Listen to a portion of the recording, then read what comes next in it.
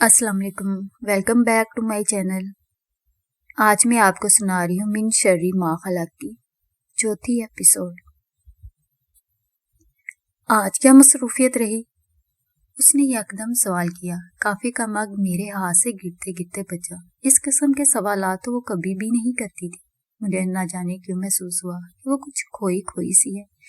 अभी उसके सवाल का जवाब देने की नौबत भी नहीं आई थी कि गेट पे किसी गाड़ी के रुकने और हारन की आवाज आई। मैं हार्न की आवाज को बाखूबी पहचानता था। ये गयास बाई की गाड़ी का मखसूस हार्न था। उनका इस वक्त आना कोई अचंभे की बात नहीं थी। वो मेरे बड़े भाई थे। 15-20 दिन बाद वो हमारी खैरियत दरियाफ्त करने या गपशप लगाने आ जाया करते थे। अमूमन नाजिया भाभी उनके साथ होती थी। बच्चे उनके भी 2 ही थे जो मेरे बच्चों से उम्र में काफी बड़े थे। हफ्सा सेकंड ईयर में थी जबकि साद ओ लेवल में था। मुझे अपने भाई से और भतीजा भतीजी से तो काफी मोहब्बत थी, मगर न जाने क्यों नाजिया भाभी से मेरी कभी नहीं बनी थी। उसके बावजूद मैं उन्हें बहुत खंदा पेशानी से बर्दाश्त करता था। उनके वालिद मोहतरम और भाई मेरी ही फील्ड से वाबस्ता थे।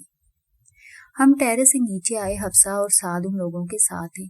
साद बच्चे, मेरा पीसी चेक कर लो, उसमें फिर कोई गड़बड़ हो रही है, मैंने साद से कहा। उसे सॉफ्टवेयर हार्डवेयर दोनों में ही महारत हासिल थी।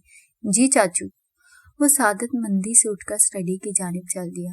गयास भाई ट्रांसपोर्ट के बिजनेस में थे। मैं उनसे उनके बिजनेस के मुतल्लिक बातें करने लगा। हशाम उनकी गोद में चढ़ा बैठा था, जबकि दुरिया हफ्सा के पास बैठी उसकी किलाई में मौजूद चूड़ियों से खेलने और बातें बिगाड़ने में मगन थी। तुम्हारी फ्लाइट तो नेक्स्ट ट्यूसडे को है ना? अभी तो तकरीबन पूरा हफ्ता पड़ा है, नासिया भाभी ने यकदम ऊंची आवाज में कहा। मेरा ध्यान उनकी जानिब नहीं था, मगर उनके ऊंचे वॉल्यूम में खुद ब खुद मेरा ध्यान उनकी जानिब कर दिया। मैंने सवालिया नजरों से उनकी जानिब देखा। वो किसकी फ्लाइट की बात कर रही थी? तैयारी मुकम्मल हो गई या नहीं? कपड़े किस किस्म के बनवाए हैं? उन्होंने अफीरा की जानिब देखते हुए एक और सवाल किया। आवाज अब भी ऊंची थी। मुझे महसूस हुआ जैसे वो जानबूझकर ऊंची आवाज में बात कर रही हैं। तुम इतनी हैरानी से मुझे क्या देख रहे हो भाई? तुम्हें तो पता ही होगा। तुम्हें बताए बगैर तो फिर एम्स्टर्डम नहीं जा रही होगी, और ये तो बहुत बड़े एजाज की बात है। EPB वाले लेकर जा रहे भाई। आजकल तो पाकिस्तानी हैंडीक्राफ्ट्स की बहुत मांग होगी। एम्ब्रॉयडरी पर तो जान देते हैं बाहर के लोग। मेरा ख्याल है तुम्हारी अंजी और हीम यारहान और भावलपुर वगैरह की जरूरतमंद औरतों को घेर घार कर ये काम करवाती है। अच्छा साइड बिजनेस है वैसे। उन्होंने आखिरी बात बतौर खास मेरी जानिब देखते हुए कही। मेरे लिए ये इतला इंकशाफ के बराबर थी। मुझे तो फिरा ने इस खबर की हवा भी नहीं लगने दी थी। मेरे अंदर तक तोड़ फोड़ हुई थी। अफीरा यकायक इस कदर मेहरबान क्यों हो रही थी, मुझे बखूबी समझ में आ गया था। नाजिया भाभी, अफीरा ने मुझे बताया था, बल्कि ये मेरा ही आइडिया था। एडवेंचर करने का बहुत फायदा होगा, मैंने अंदर की जलन पर काबू पाते हुए कहा। नाजिया भाभी की बोलती बंद करना बहुत जरूरी था। अफीरा के चेहरे पर निदामत और पशेमानी के कोई आसार नहीं थे। वो बहुत इत्मीनान से मेरा सुकून गारत करके उन लोगों से बातें कर रही थी। मेरा हाल बिल्कुल उस शख्स के जैसा हो रहा था जिसे किसी ने मीठी नींद से ठंडा यख पानी उंडेल कर जगा दिया हो। वो टेरेस पर यकीनन मुझे यही सब बताने वाली थी। कम अज कम मुझे अपने इस प्रोग्राम के मुतालिक एक बार इन्फॉर्म ही कर देती। उन लोगों के जाने के बाद बेडरूम की तन्हाई में मैंने उससे कहा, अरे हाँ, I am so sorry Abbas, मैं तुम्हें आज की तारीख में इन्फॉर्म करने ही वाली थी। उसने बालों में ब्रश चलाते हुए कहा। मैं बेड पर नीम दराज था, आंखों से नजर का चश्मा लगाए, गोद में सुबह का अखबार रखे मैं अंदर ही अंदर उबल रहा था, मगर अफीरा पर जैसे कोई असर ही नहीं हो रहा था। कितने दिन का विजिट है? मैंने फिर सवाल किया। 1.5 से 2 माह तो लग ही जाएंगे, उसने मखसूस अजली इत्मीनान वाले अंदाज में जवाब दिया। मुझे तो 1.5-2 माह सुनकर ही चुप लग गई थी, जबकि वो कह रही थी, मैंने मिसेस लशारी से साफ कह दिया कि इससे ज्यादा लंबा प्रोग्राम मैं अफोर्ड कर ही नहीं सकती। मेरे बच्चों की आया बहुत अच्छी है, मगर बच्चे तो बच्चे ही होते हैं ना। माँ चेक ना रखे तो आया भी कब तक जिम्मेदारी निभाएगी। वैसे तुम फिक्र मत करना बास, मैं आया को कहकर जाऊंगी। दुरिया और हशाम तुम्हें बिल्कुल तंग नहीं करेंगे। गोया उसके नजदीक असल मसला सिर्फ बच्चों का तंग करना था। मेरी उसके नजदीक कोई अहमियत ही नहीं थी। मैं उसके बगैर कैसे रहूंगा? اس نے اس کے متعلق شاید سوچا ہی نہیں تھا۔ غیاث بھائی نے گزشتہ سال اپنے بچوں کے عقیقے کیے تو فیرا کی منتیں کر ڈالی کہ ایک دن پہلے سے آ جانا اور رات ہمارے گھر رہنا، مگر فیرا نے تب صاف انکار کر دیا تھا کہ وہ اپنے بیڈ روم کے علاوہ کہیں بھی آرام محسوس نہیں کرتی، اور اب ایمسٹرڈیم کی آزاد فضاؤں میں وہ 1.5-2 ماہ رکنے پر بھی تیار تھی۔ وہ آج سارا دن اتنی خوش تھی، اس کے رویے میں کس قدر لچک تھی۔ وہ بچوں سمیت ہم سب پر بے حد مہربان ہو رہی تھی، اور اس کی وجہ صرف اور صرف ایمسٹرڈیم کا یہ ویژن تھا۔ وہ خود اپنی ذات کے لیے مجھ پر مہربان ہو رہی تھی، اور میں اس کے رویے کو اس کی محبت سمجھ رہا تھا۔ بابا، مما جلدی واپس آ جائیں گی نا؟ دریا نے میرے چہرے کی جانب دیکھتے ہوئے سوال کیا۔ افیرا کو ایمسٹرڈیم گئے ابھی صرف 2 دن ہی ہوئے تھے، مگر ہم سب اسے بہت مس کر رہے تھے۔ کل حفصہ حشام اور دریا کو اپنے ساتھ لے گئی تھی، اس لیے بچے بہلے رہے تھے، مگر آج میں انہیں واپس لے آیا تھا۔ گھر میں آیا موجود تھی، مگر پھر بھی میں 7 بجے ہی کلینک سے واپس آ گیا تھا، اور اب کارٹون نیٹ ورک پہ بھدی شکلوں والے کسی کارٹون پروگرام کو دیکھتے ہوئے میں دل ہی دل میں افیرا کے رویے پر کڑ رہا تھا۔ دریا اپنا ہوم ورک مکمل کر چکی تھی اور مجھ سے کافی فاصلے پر کاؤچ پر بیٹھی تھی، جبکہ حشام میری گود میں سر رکھے لیٹا تھا۔ اس کی ساری توجہ ٹی وی کی جانب تھی۔ آپ مما کو مس کر رہی ہو؟ میں نے استفسار کیا۔ اس کی آنکھیں بھی بھیگی بھیگی سی لگ رہی تھی، حالانکہ میرا خیال تھا فیرا جس قدر سخت گیر ہے، بچے اس کی غیر موجودگی میں بہت اچھا محسوس کریں گے، مگر میرا خیال غلط ثابت ہوا تھا۔ دنیا نے میری بات کے جواب میں اس بات میں گردن ہلا کر ثابت کر دیا تھا کہ ماں ماں ہی ہوتی ہے۔ ادھر آؤ، یہاں میرے پاس۔ میں نے اسے پکارا۔ وہ اٹھ کر 2 قدم چلی اور میرے پاس آ کر بیٹھ گئی۔ حشام بھی فوراً اٹھ کر بیٹھ گیا۔ آپ روئی ہو دریا؟ میں نے اس کی سرخ آنکھیں دیکھتے ہوئے سوال کیا۔ وہ کچھ نہیں بولی، مگر آنسو اس کی آنکھوں سے ٹپ ٹپ گرنے لگے۔ وہ میری توقعات کے برعکس بیہیو کر رہی تھی۔ میرا خیال تھا وہ فیرا کو بہت کم یاد کرے گی، جبکہ حشام مجھے اس معاملے میں زیادہ تنگ کرے گا، مگر فی الحال حشام نے افیرا کا نام بھی نہیں لیا تھا۔ اب بھی دریا کو روتا دیکھ کر وہ سر جھکا کر بیٹھ گیا تھا، یعنی خود کو افسردہ ثابت کرنے کی کوشش کر رہا تھا۔ ارے جان گڑیا، اس میں رونے والی کیا بات ہے؟ آپ تو میرے اتنے بہادر بچے ہو۔ میں نے اسے اپنے قریب کر کے سینے سے لگاتے ہوئے کہا۔ ہر گزرتا لمحہ مجھے افیرا سے مزید متنفر کرتا جا رہا تھا۔ بابا، مما وہاں بہت اکیلی ہوں گی نا؟ وہ تو پانی بھی رانی کے ہاتھ سے لے کر پیتی ہیں بابا، وہاں انہیں پیاس لگے گی تو انہیں پانی کون پلائے گا؟ تائی جان بھی کہہ رہی تھی کہ دریا، تمہاری مما تو ملازمہ کے بغیر سانس بھی نہیں لے سکتی۔ بابا، مما رانی کو بھی اپنے ساتھ لے جاتی، انہیں وہاں مشکل لگے گا نا؟ دریا میرے سینے سے لگی روتے ہوئے کہہ رہی تھی۔ مجھے اس پر پہلے سے زیادہ پیار آیا۔ میری بیٹی کی معصوم فطرت اسے عجیب و غریب باتوں کے لیے پریشان کر رہی تھی۔ نازیہ بھابی نے نہ جانے مزید کیا کچھ کہا ہوگا۔ توبہ، یہ عورتیں! میں نے انہیں دل ہی دل میں کوستے ہوئے دریا کو خود سے علیحدہ کیا۔ اچھے بچے کبھی نہیں روتے، میں نے اسے سمجھانا چاہا۔ میں تو کبھی بھی نہیں روتا، کبھی بھی نہیں، ہے نا بابا؟ حشام نے بھی فوراً اپنی شان میں قصیدہ پڑھنا ضروری سمجھا۔ جھوٹے، میری برتھ ڈے پر جب تم چیئر سے گر گئے تھے تو تم کتنا روئے تھے۔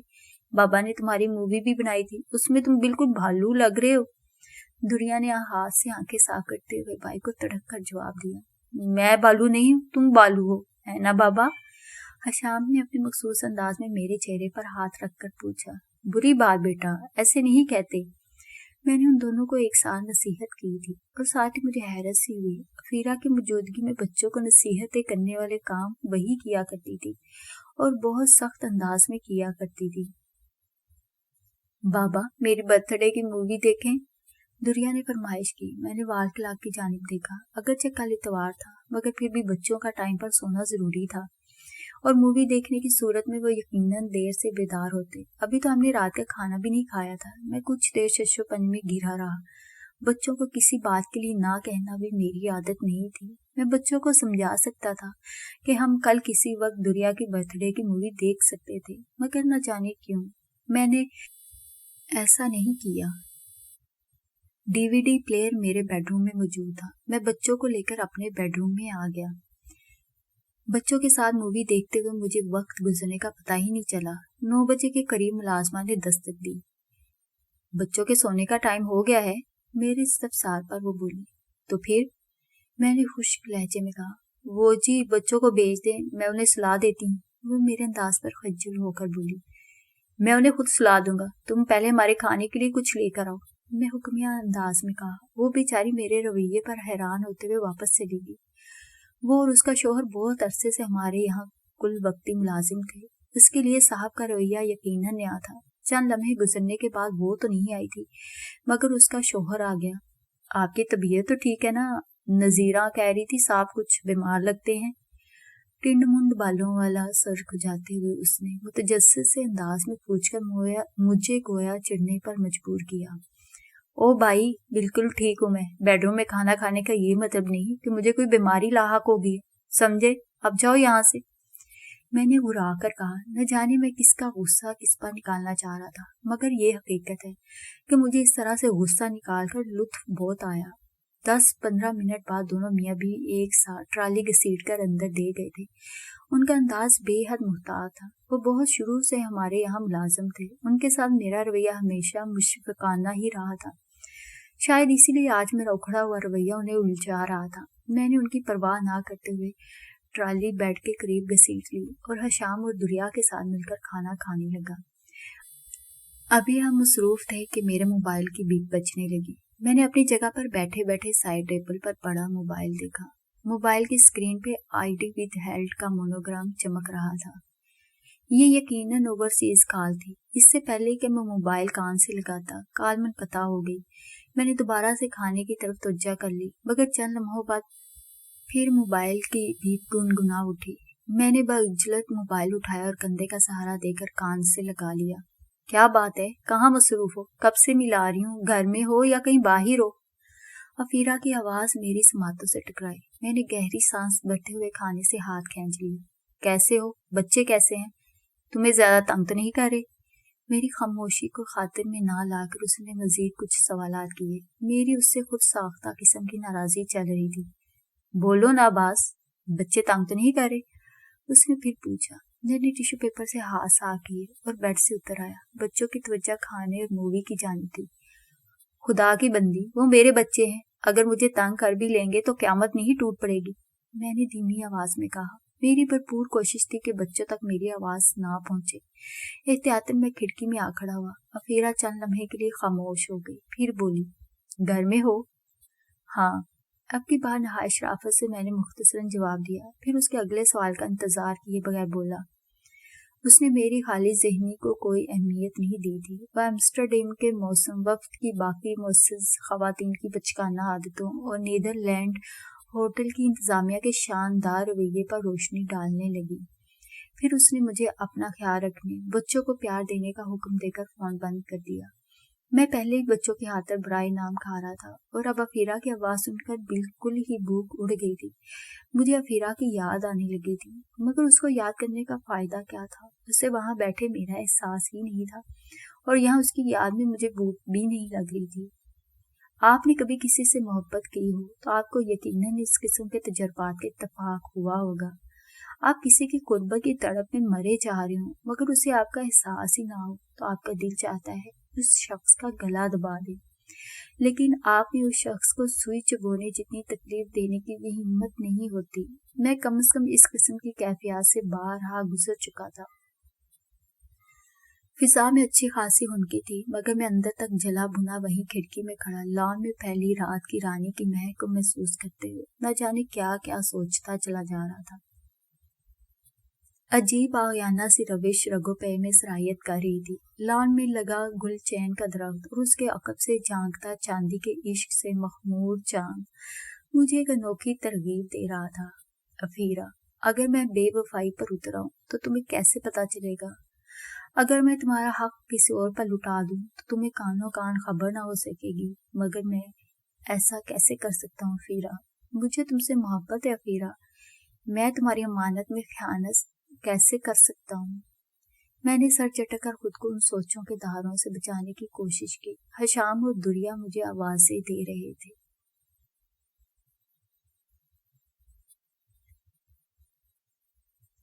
अगले दिन इतवार था, मगर जॉगिंग की वजह से मैं छुट्टी वाले दिन भी अलग सुबह बेदार होने का आदी था। मैं जॉगिंग से वापस आया तो नजीरा जूस लिए मौजूद थी। आपा, जूस का जायका कुछ अजीब सा है। मैंने पहला घूंट भरते ही बुरा सा मुंह बनाकर कहा। हम सब नजीरा को आपा कहते थे। मैंने तो इसी मशीन से निकाला है जी, जिसे बेगम साहिबा निकाला करती हैं। वो अपनी चादर से हाथ पूंछते हुए बोली। अफीरा को टेट्रा पैक रेडीमेड जूसेस पसंद नहीं थे।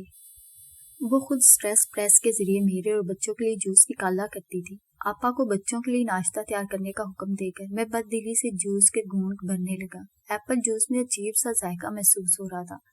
शायद आपा ने नमक का तनासब ठीक नहीं रखा था, या फिर गले सड़े सेबों का जूस निकाल कर ले आई थी। दरअसल ये जिम्मेदारी हमेशा से अफीरा की रही थी। फल, गोश्त, सब्जी वगैरह की खरीदारी जैसे झंझटों से उसने मुझे हमेशा बचाए रखा था, और अब ये जिम्मेदारी 1.5-2 माह के लिए मुझे निभाना थी। जूस खत्म करके मैंने लॉन में हल्की फुल्की वर्जिश की, फिर घर के अंदरूनी हिस्से की जानिब आ गया। शावर लेने को दिल नहीं चाह रहा था, क्योंकि कोई भी टोकने वाला नहीं था, इसलिए मैं आराम से बेडरूम में आकर बिस्तर पर लेट गया। गुज़िश्ता रात अफीरा को कोसते याद करते किस्ते गुजर गई थी, और अब भी उसी की याद आ रही थी। मैं कुछ देर बिस्तर पर लेटा ट्रैक सूट में करवटें बदलता रहा, मगर सुकून नहीं मिला। मैंने घड़ी की जानिब देखा। अभी सिर्फ 6:30 बजे थे, और बच्चे छुट्टी वाले रोज कदरे लेट उठने के आदी थे। मैं स्टडी रूम में आकर कंप्यूटर के सामने बैठ गया। ईमेल चेक की, कुछ अंग्रेज खवातीन से चैटिंग के नाम पर टामिक टोइयां मारी, फिर इस काम से भी उकता गया तो कंप्यूटर शट डाउन करके शावर लेने के लिए चल दिया। वाशरूम में साफ तौलिया मौजूद नहीं था। मुझे इंतहाई कोफ्त हुई। मैले तौलिया से जिस्म खुश करके मैंने जीन्स और ढीली सी टी शर्ट पहन ली। खलंडरा सा हुलिया बनाकर मुझे एक अजीब सा सुकून मिल रहा था। बच्चे भी बेदार हो चुके थे। आपा नजीरा की निस्बत बच्चों की आया ज्यादा जिम्मेदार औरत थी, मगर वो जिस वक्ती मुलाजमा थी, उसकी ड्यूटी आवर सुबह 7 बजे से रात 7 बजे तक के थे। बच्चों की आया उनके कपड़े तब्दील करके उन्हें तैयार कर चुकी थी। प्रोग्राम के मुताबिक मुझे आज का सारा दिन रियाज भाई के यहाँ गुजारना था। अभी हम नाश्ते की टेबल पर मौजूद थे कि रानी ने मुझे कार्डलेस थमा दिया। दूसरी जानिब वलीद भाई थे।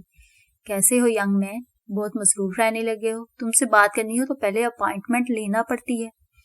वो हंसते हुए अपने मखसूस अंदाज में कह रहे थे। क्यों शर्मिंदा करते हैं वलीद भाई? मुझे बंदा ना चीज के लिए ऐसे कलमात क्यों अदा कर रहे हैं आप? ऐसी क्या गलती होगी मुझसे? मैंने भी हंसते हुए कहा, अरे बरखुदार, तुम आजकल होते कहाँ हो? क्लिनिक फोन करो तो वहां तुम्हारा जुबैरी रिकॉर्डिंग मशीन की तरह बोलने लगता है। सर तो मौजूद नहीं है सर। आप कौन बात कर रहे हैं सर? कोई मैसेज हो तो दे दें सर। उन्होंने हूबहू जुबैरी की नकल उतारी। मैंने कहका लगाया, मुझे माफ कर दीजिए वलीद भाई, बस आजकल शेड्यूल कुछ गड़बड़ हो गया है। आप मेरे मोबाइल पर ट्राई कर लेते हैं। मेरा मतलब है अगर कोई जरूरी काम था तो। अरे यार, जरूरी काम तो नहीं है, बस वो तुमसे एक दरख्वास्त करनी थी। नूर काफी परेशान है। उसकी वालदा दरअसल रिश्ते में मेरी बहन होती है। हमारा बहन भाइयों वाला ही प्यार है। दरअसल उनका कोई बेटा नहीं है, फिर मियाँ का भी इंतकाल हो चुका है, तो सारी जिम्मेदारी बच्ची के सर पर आ जाती है। वो जल्दी घबरा जाती है। तुम रिजवी को तो जानते हो, वो बूढ़ा हो गया है, उसे जल्दी गुस्सा आ जाता है। मैंने इसीलिए उससे बात नहीं की थी। वो हर बात को ना का मसला बना लेता है। तुम मुझे बताओ कि क्या प्रोग्रेस है? अगर मसला आउट ऑफ कंट्रोल है तो कहीं अब्रॉड वगैरह भी चेकअप करवाया जा सकता है। उन्होंने सारी बात मुख्तसर और मुनासिब लफ्जों में मेरे गोश गुजार कर दी। दौलत की फरावानी ने उनके अंदाज को लापरवाह बना दिया था। वो मुझसे दो टोक और वाजिया जवाब चाहते थे, और जाहिर है वो खुद भी डॉक्टर थे। मैं उन्हें टाल नहीं सकता था। फिक्र वाली कोई बात नहीं है वलीद भाई। आपसे बेहतर कौन जानता होगा कि मरीज डायबिटिक हो तो ऐसे मसाइल पैदा हो जाया करते हैं। इंशाल्लाह अल्लाह बेहतर करेगा। आप बच्ची को तसल्ली दीजिए। मैंने भी एहतियात का दामन छोड़े बगैर उन्हें समझाना चाहा। मुझे बखूबी समझ में आ रहा था कि वो क्या जानना चाहते हैं। वो मुझसे वाज़ेह जवाब चाहते थे कि आया मैं ये केस हैंडल कर सकता हूँ या नहीं। और ये रिजवी साहब के लिए नहीं, मेरे लिए भी अना का मसला था कि मैं एक मरीज को कहीं इधर उधर जाने का मशवरा देता। वलीद भाई मेरे अंदाज से समझ गए थे कि मैं उन्हें टालना नहीं चाह रहा, मगर जाहिर है हर मरीज मुकम्मल सेहतयाब होने में कुछ वक्त लेता है, और कोई भी मालिज नुस्खे के साथ सेहतयाबी का यकीनी टाइम नहीं लिखकर दे सकता। वलीद भाई ने अपना मुद्दा बयान करने के बाद दूसरी एक दो बातें करके फोन बंद कर दिया। नानो का फोन था? हशाम ने मेरी जानिब देखते हुए सवाल किया। नहीं बेटा, वलीद अंकल का फोन था। आप जल्दी से ब्रेकफास्ट खत्म कीजिए, फिर हमें साथ भाई के घर भी जाना है। अफीरा को गए तकरीबन 15 दिन हो चले थे और इन 15 दिनों में मुश्किल से ही सही मगर फिर भी हम एक रूटीन सेट करने में कामयाब हो गए थे।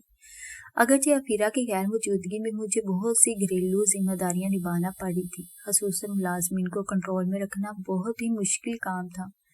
अफीरा की सख्त गिरी ने हमारे घर में बहुत नज्म ज़ब्त कायम कर रखा था। किसी की मजाल नहीं थी कि वो अपनी ड्यूटी से रोगर्दानी कर जाता। हालांकि वो खुद भी काफी सोशल थी। दिन के 12 घंटों में से अक्सर औकात 6 से 10 घंटे वो बाहर गुजार लिया करती थी, मगर फिर भी उसकी मुलाजमीन पर सुपरविजन नहायत आला थी, जबकि मैं इस मामले में कहीं पीछे था। उसी वजह से घर में एक बेतरतीबी फैलने लगी थी। बच्चों की यूनिफॉर्म सफाई से नहीं धुलते थे, फ्रिज में गोश्त और फल जल्दी जल्दी खत्म होने लगे थे, यहाँ तक कि खाने का जायका भी रोज ब रोज कुछ बदलता जा रहा था। शायद खानसामा ने उजलत में पकाना शुरू कर दिया था। हशाम के पेट में दर्द था, वो खाना नहीं खाना चाह रहा था। मैंने अपा नजीरा से उसके लिए अंडा उबालने और दूध गर्म करने के लिए कहा, मगर आधा घंटा गुजर जाने के बाद भी जब मतलूबा चीजें फराहम नहीं की गई तो मुझे गुस्सा आ गया। मैं हशाम के बेडरूम में बैठा हुआ था। जब आया की कारकर्दगी चेक करने के लिए मैं लाउंज में पहुंचा तो अजीब मंजर था। अपा नजीरा, रानी शादो और नजीर के साथ टीवी के आगे बैठी नहायत इन हमाक से न जाने क्या देखने में मसरूफ थी। मैं दबे पांव चलता उनके औकब में जा खड़ा हुआ। अम्मा, मैं अपनी शादी पे ऐसी साड़ी लूंगी। रानी ने स्क्रीन पर किसी साड़ी में मलबूस खातून को देखकर फरमाइश की। मोटू, साड़ी में तो बिल्कुल भैंस लगेगी। साड़ी तो बस प्रेरणा को ही अच्छी लगती है। शादो ने बड़ी बहन को लताड़ने की कोशिश की। गुस्से से मेरा बुरा हाल होने लगा। वो सब लोग टीवी पे साड़ियों का ये फैशन शो देखने में इस कदर मगन थे कि मुझ पर किसी की नजर ही नहीं पड़ी थी। इससे पहले कि मैं खांस कर या किसी और तरह उन्हें मुतवज्जा करने की कोशिश करता, फोन की घंटी बज उठी। वो चारों फोन की घंटी से नहीं चौंके थे, मगर मेरे आगे बढ़कर फोन रिसीव करने वाले कदाम ने उन्हें चौंका दिया। इसका वॉल्यूम कम करो, मैंने बुलाकर किसी को मुखातिब किए बगैर कहा। अब्बास साहब, मैं नूरुल इज्जत बात कर रही हूँ। एयरपीस से उभरने वाली आवाज ने मुझे किसी कदर ताज्जुब में डाल दिया। इस वक्त उसका फोन आना ताज्जुब ही की बात थी। अब्बास साहब, अम्मी को नजर आना बंद हो गया है। उन्हें कुछ नजर नहीं आ रहा। वो अंधी हो गई हैं। मेरी अम्मी अंधी हो गई हैं। उसकी परेशान सी आवाज मेरी समातों से टकराई। फिर उसने फूट फूट कर रोना शुरू कर दिया। मैं खुद परेशान हो गया था। नूर डोंट वरी, मैं आता हूँ। ओके, मैं बस अभी निकलता हूँ। मैंने उसे दिलासा देने की कोशिश की। एयरपीस से आती टूं टूं की आवाज बता रही थी क्योंकि वो पहले फोन रख चुकी है। मैंने फोन रखकर लाउंज में नजर घुमाई। नफरी गायब हो चुकी थी। मैं बादलों खासा दोबारा आपा नजीरा को तलब किया। उसे कुछ जरूरी हदायत सख्त लहजे में दी। फिर उसी हुलिये में गाड़ी की चाबियां उठाकर बाहर निकल आया। मुझे उसके घर तक पहुंचने में तकरीबन आधा घंटा लग गया था। वो दरवाजे पर ही मुंतजिर मिली, कुर्ते शलवार में मलबूस, बिखरे बालों, रोई हुई आंखों के साथ। वो मेरे सामने थी। उसकी अम्मी, जिन्हें अब मैं आंटी कहने लगा था, अपने बेडरूम में बिस्तर पर दराज थी। मुस्कुराहट आज भी उनके चेहरे का अहाता किए हुए थी। सुबह से मुझे आंखों में जलन की शिकायत थी। पानी भी नहीं निकल रहा था और अब तकरीबन 2 घंटों से कुछ भी सही नजर नहीं आ रहा। हेले से दिखाई दे रहे हैं मगर पहचान नहीं हो रही। उन्होंने मेरे इस्तफसार पर धीमे लहजे में बताया। उनकी बात अभी खत्म नहीं हुई थी कि नूरुल इज्जत ने रोना शुरू कर दिया। मैंने किसी कदर नागवारी से उसकी जानिब देखा। वो बिल्कुल बच्चों की तरह बिहेव कर रही थी। मैं आपकी आंखों में आई ड्रॉप्स डालता हूँ, उसके बाद देखते हैं क्या रिजल्ट्स आते हैं। मैंने आंटी के बेतासुर आंखों का जायजा लेते हुए कहा। उनकी आंखों में दवाई डालकर मैं उसकी जानिब मुतवज्जा हुआ। वो अपनी आंखें हाथ की पुश्त से साफ कर रही थी। 15 मिनट इंतजार कर लीजिए, सब बेहतर हो जाएगा, मैंने उसकी जानिब देखते हुए कहा। उसने नजर उठाकर मेरी तरफ देखा और मेरी बात का यकीन करने के बजाय फिर रोना शुरू कर दिया। मेरी अम्मी को ठीक कर दीजिए प्लीज, मेरी अम्मी को ठीक कर दीजिए, उसने यकदम मेरे कंधे से लगकर फूट फूट कर रोते हुए कहा। उसकी आंखों से बहते अश्क मेरी टी शर्ट भिगोने लगे। उसके हाथ मेरे कंधे पर और उसका सर उसके हाथों पर था। वो मेरे इतने करीब खड़ी थी कि मैं हाथ बढ़ाकर उसके सिल्की बालों की नरमी को महसूस कर सकता था। मेरा दिल चाहा मैं उसके उलझे बालों में उंगलियां चलाकर उसे तसल्ली दूं, मगर मैंने बदिख्त खुद को संभालते हुए उसे खुद से अलहदा किया और आंटी के बिस्तर के करीब बड़ी कुर्सी पर बिठा दिया। ریلیکس، ابھی سب ٹھیک ہو جائے گا، آپ حوصلہ رکھیے۔ میرا دل جانتا تھا میں نے یہ الفاظ کیسے ادا کیے، نہ جانے اندر کیسی اتل پتل ہو رہی تھی۔ نور العزت کو غم کی کیفیت میں ہوش و حواس سے بیگانہ کر دیا تھا، مگر مجھے کیا چیز اپنے آپ سے غافل کری تھی مجھے خود سمجھ میں نہیں آیا۔ اس سے بٹھا کر میں نے دوسری کرسی گھسیٹی اور اس پر جم کر بیٹھ گیا۔ سائڈ ٹیبل سے پانی کا گلاس اٹھایا اور پھر اسے تھماتے ہوئے بولا، آپ بہت کنوتیت پسند ہیں۔ اس نے روئی روئی آنکھوں سے میری جانب دیکھا اور پھر سے نظریں چکا کر ہاتھ میں پکڑے گلاس کو تکنے لگی۔ جب لاسٹ ٹائم آپ میرے کلینک پر آئی تھی میں نے تب بھی آپ کو سمجھایا تھا کہ مریض کے سامنے اعصاب کو کنٹرول میں رکھنا بہت بہت ضروری ہوتا ہے، مگر آپ میں اسے سمجھا رہا تھا اور شاید در پردہ خود کو بھی کہ فی الحال میرے اپنے اعصاب کچھ آؤٹ آف کنٹرول ہو چلے تھے۔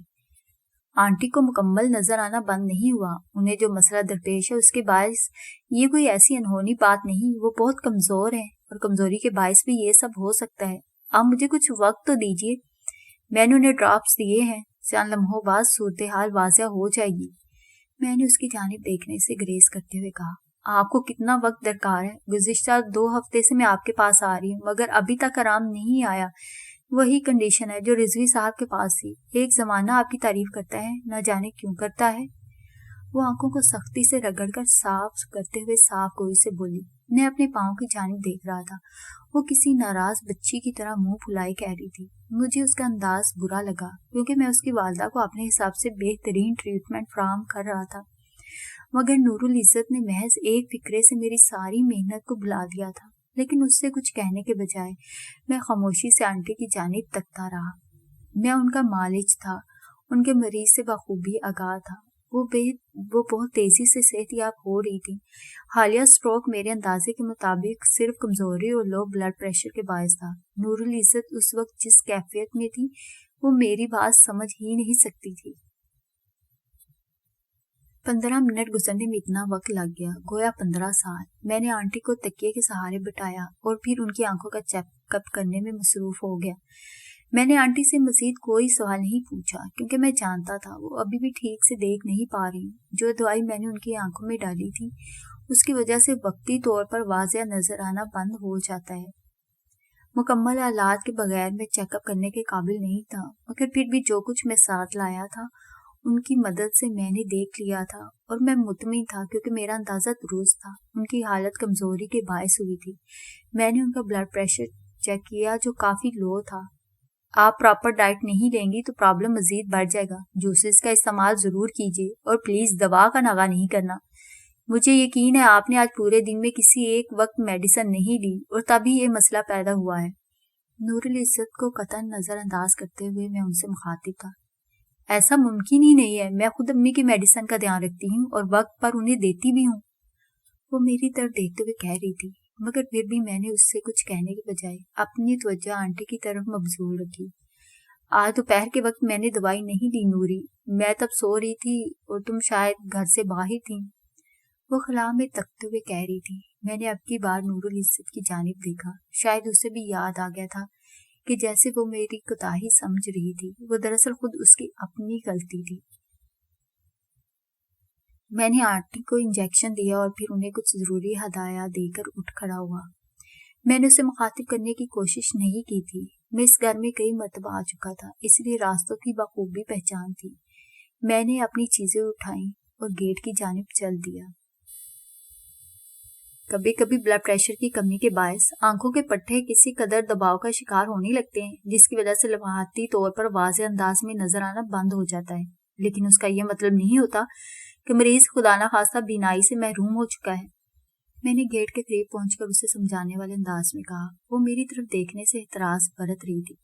آپ کی والدہ کے ساتھ بھی یہی پرابلم ہے، آپ بخوبی جانتی ہیں کہ ان کا مسئلہ صرف آنکھوں کی کمزوری نہیں ہے، انہیں کچھ دوسرے مسائل بھی لاحق ہیں، بہت کمزور ہیں، وہ بلڈ پریشر بھی نارمل نہیں رہتا اور شوگر لیول بھی انڈر کنٹرول نہیں ہے، انہیں ڈپریشن بھی ہو سکتا ہے جس کی وجہ سے وہ کلی طور پر صحت یاب نہیں ہو پا رہی۔ مریض کی مکمل صحت یابی کے لیے اچھا معالج ہی نہیں، اچھا تیماردار بھی ضروری ہے۔ اور ایک اور بات، میں یکدم خاموش ہوا اور بغور اس کی جانب دیکھا۔ جب کسی کو بھروسے کے قابل سمجھتے ہیں تو اس پر بھروسہ بھی کرتے ہیں۔ امید ہے آپ میری بات سمجھ رہی ہوں گی۔ اس نے نظریں میری جانب کی مگر منہ سے کچھ نہیں بولی. اس کی آنکھوں میں جو تاثر ابھرا تھا اس نے مجھے مسکرانے پر مجبور کر دیا. کسی کی نگاہ میں شرمندگی بھی کس قدر دل فریب لگتی ہے. See you tomorrow. میں نے گاڑی میں بیٹھتے ہوئے اس سے کہا.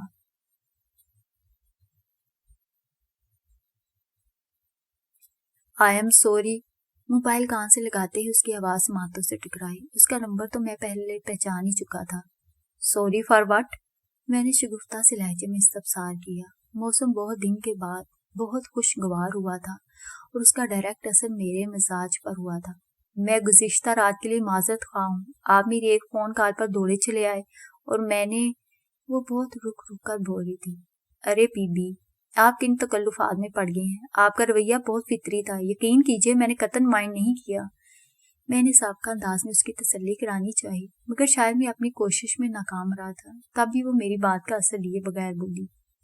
مجھے افسوس ہے میں نے اس طرح سے بیہیو کیا. میں کیا کرتی, امی کی طبیعت ذرا سی بھی خراب ہوتی تو میرے حواس کام کرنا چھوڑ دیتے ہیں, بس اسی لیے. پلیز نور العزت جانے بھی دیجیے. اس قسم کی فارمل گفتگو سوٹ نہیں کرتی آپ کو. میں نے بشاشت سے کہا. امی اب بالکل ٹھیک ہے, تھینکس گاڈ. ایک سیکنڈ خاموشی کے بعد وہ دوبارہ بولی. چلیے یہ تو اچھی خبر سنائی آپ نے. میں نے گھڑی کی جانب دیکھتے ہوئے کہا. مجھے آج ہاسپٹل نہیں جانا تھا کیونکہ آج میرا ریسٹ تھا مگر ڈیڈی کی طرف جانے کا پروگرام تھا. افیرا کی غیر موجودگی میں مجھے ایک بار بھی ان کے یہاں جانے اور ان کی خیریت دریافت کرنے کا موقع نہیں مل سکا تھا. جی وہ آج کی تاریخ میں میرا مطلب ہے میں چاہ رہی تھی آپ ایک بار پھر سے امی کا چیک اپ کر لیجئے. مجھے نہ جانے کیوں تسلی نہیں ہوتی. وہ درخواست گزاری سے چور لہجے میں استدعا کر رہی تھی. اوہ شیور وائی ناٹ. ابھی 10:30 ہو رہے ہیں. میں 11 کے قریب گھر سے نکلوں گا. اس کے بعد ایک ضروری کام نپٹا کر میں آپ کے یہاں چکر لگا لیتا ہوں. میں نے سہولت سے ٹائم ٹیبل سیٹ کرتے ہوئے کہا اور بھی حیرت انگیز طور پر میں 11 بجے سے بھی پہلے تیار ہو کر گھر سے نکل کھڑا ہوا. افیرا مجھے لگتا ہے تمہاری غیر موجودگی نے مجھے پنکچوئل بنا دیا ہے. ڈرائیونگ کے دوران میں نے افیرا کو یاد کرتے ہوئے خود کلامی کی اور اسی لمحے مجھے احساس ہوا کہ میں تقریباً 24 گھنٹے بعد افیرا کو یاد کر رہا ہوں. یہ شاید گزشتہ 12 سالوں میں پہلی مرتبہ ہوا تھا کہ مجھے افیرا کی یاد اتنے عرصے بعد آئی تھی, ورنہ تو اس کا احساس ہر لمحہ میرے ساتھ ہوتا تھا. مگر ایسا کیوں ہو رہا تھا کہ میں افیرا کو 24 گھنٹے بعد یاد کر رہا تھا اور پھر بھی کوئی خوشکن خیال میرے ذہن و دل کے دریچے میں روشن دیا بن کر نہیں چمکا تھا. میں نے افیرا کے خیال سے دامن چھڑایا. مجھے نور العزت کے گھر پہنچنے کی جلدی تھی. پہلے میں ڈیڈی کے گھر گیا. میرے والدین کی وفات کے بعد افیرا کے والدین ہی میرے لیے سب سے معتبر ہستی تھے. گزشتہ سال افیرا کی ممی کا انتقال ہو گیا تھا اور اب ڈیڈی ہی اتنے بڑے گھر میں اکیلے رہتے تھے. حالانکہ میں چاہتا تھا وہ میرے ساتھ میرے گھر پہ آ کر رہے مگر انہیں یہ مناسب نہیں لگتا تھا. اس لیے افیرا ہر 10-15 دن بعد آ کر ان کے یہاں کے بہت سے کام نمٹا جایا کرتی تھی اور نہیں تو کم از کم ملازموں کو اپنی ذمہ داریاں نبھانے کا احساس ضرور دلا جاتی تھی. ڈیڈی کے یہاں تقریباً مجھے آدھا گھنٹہ لگ گیا تھا. وہ مجھ سے کچھ خفا سے تھے. میں بچوں کو بہت مس کر رہا ہوں. پچھلی بار تو میں تاکید کی تھی کہ دریا ہر شام کو 1-8 دن کے لیے یہاں چھوڑ دو. ارے بچے تو بچے ہوتے ہیں. بڈھے نانوں سے ملنا انہیں اچھا لگتا ہے مگر تمہیں فرصت ہی نہیں ملتی. ایک تم مصروف, ایک تمہاری بیوی مصروف. انوکھے ڈب سے پرورش کر رہے ہو تم لوگ. وہ محترمہ پردیس ادار گئی اور یہاں تمہاری اپنی مصروفیات ختم نہیں ہوتی. وہ محبت بھرے لہجے میں شکوہ کر رہے تھے. بس آخری بار معذرت قبول کر لیجئے. اگلی بار خود آؤں یا نہ آؤں مگر بچوں کو بھجوانا نہیں بھولوں گا. میں نے ان کے گھٹنے پر ہاتھ رکھ کر معذرت کی. ڈیڈی بھی افیرا کے ایمسٹرڈیم جانے والے قدام سے زیادہ خوش دکھائی نہیں دیتے تھے مگر میں ان کے سامنے افیرا کے رویے سے متعلق شکوہ کرتا تو الٹا مجھے سمجھانے لگتے کہ اس زمانے میں مرد کو بہت براڈ مائنڈڈ ہونا چاہیے وغیرہ وغیرہ. بہرحال ان کے یہاں سے اٹھا تو عطر کا فون آ گیا. اس کی سانس علیل تھی اور وہ چاہ رہا تھا کہ میں اس کے ساتھ جا کر انہیں دیکھ لوں. ڈیڈی کے گھر میں سے سیدھا میں عطر کی طرف چلا گیا اور پھر وہاں سے اس کے سسرال جانا پڑا. وہاں تقریباً 1.5 گھنٹہ لگا. فراغت ملی تو سکون کا سانس لیا مگر ابھی میں ماڈل ٹاؤن کے علاقے میں ہی گھوم رہا تھا کہ زبیری کا فون آ گیا. سر آج ذرا جلدی کلینک آ جائیے گا. ایک اچھی فارماسیوٹیکل کمپنی کے ریپرزینٹیٹیو آپ سے ڈیل کرنا چاہتے ہیں. اس نے چھوٹتے ہی کہا. مجھے نہ جانے کیوں غصہ آ گیا. حد ہو گئی. آج میرا ریسٹ تھا مگر صبح سے سکون کا ایک لمحہ نصیب نہیں ہوا. ارے مجھے کیا مشین سمجھ لیا ہے تم لوگوں نے؟ میں جلدی نہیں آ سکتا، میں نے بھڑکتے ہوئے کہا۔ زبیری بہت وفادار جان نثار قسم کا بندہ تھا اور میرے غصے کو خندہ پیشانی سے برداشت بھی کر لیتا تھا، اسی لیے اس نے یس سر کہتے ہوئے فون بند کر دیا۔ مجھے بے پناہ کوفت کا احساس ہوا۔ وہ اپنے گھر میں کب سے میرا انتظار کر رہی ہوگی، میں نے دل ہی دل میں خود سے کہا اور بری طرح چونک گیا۔ وجود پر عجیب سی بیزاری و بے چینی کی وجہ خود بخود سمجھ میں آنے لگی تھی۔ مجھے نور العزت سے ملنے کی جلدی تھی، مگر کیوں؟ مجھے اس سے ملنے کی جلدی کیوں تھی؟ فی الحال میرے پاس اس سوال کا جواب نہیں تھا۔ میں عجیب سی کیفیت میں گر کر اس کے گھر کی جانب ڈرائیو کرنے لگا۔